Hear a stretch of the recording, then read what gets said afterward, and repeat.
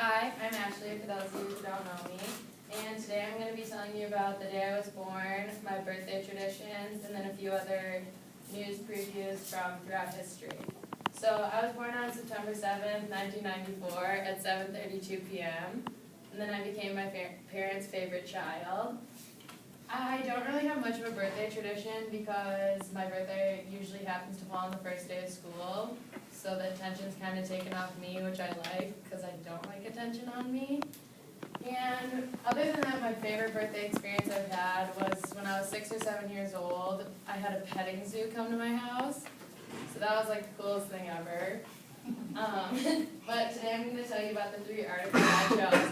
One of them is from the New York Times, and the other 2 are from the Minneapolis Star-Tribune because I'm from Minnesota.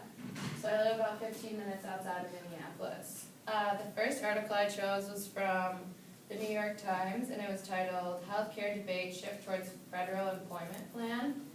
And I chose this one because all of them are kind of nothing I could really relate to, but you hear a lot of people talking about healthcare, and healthcare is something super important. So this article kind of just discussed the issues going on with people thinking it's unfair that the government and federal employees have a better healthcare system, which it didn't really go into a lot of detail about like what the definition of working employers was and so on and so forth, but it just was saying that they all should receive the same.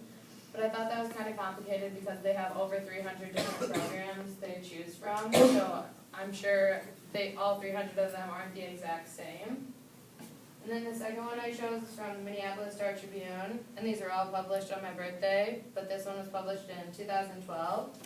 And it was Mercy Hospital among the first to try a new heart scanner. And I thought that was super awesome. It caught my attention because anything that can help improve people's health is super important. And they started using infrared scanning and a measurement of blood flow, and it actually had a huge increase on the amount of people that didn't need to come back to the hospital, so they kept decreasing in the amount of people that needed to come back for help and could get it done in all one time. And that's still being used, which is super awesome. But that caught my attention because it's pretty interesting that it's in Minnesota. You know, you'd think it'd be in a bigger place with a bigger demographic. And then the third one I chose was also from the Minneapolis Star-Tribune, and that was on September 7th, 2007. And it was titled, "Taking the High Road to Chicago."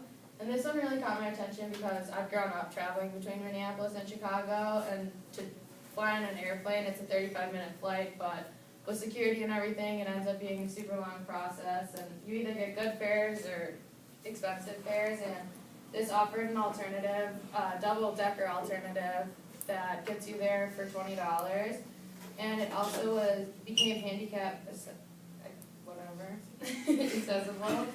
and which increased their customers from 56 to 79 for travel, and I thought that was awesome. And I kind of chose all 3 of these because in the news they're such negative, everything is usually so negative and pointed towards the dark, and these are all pretty positive things that I think even if you can't relate to them, someone can, or someone you know can, and can benefit anyone in a positive way.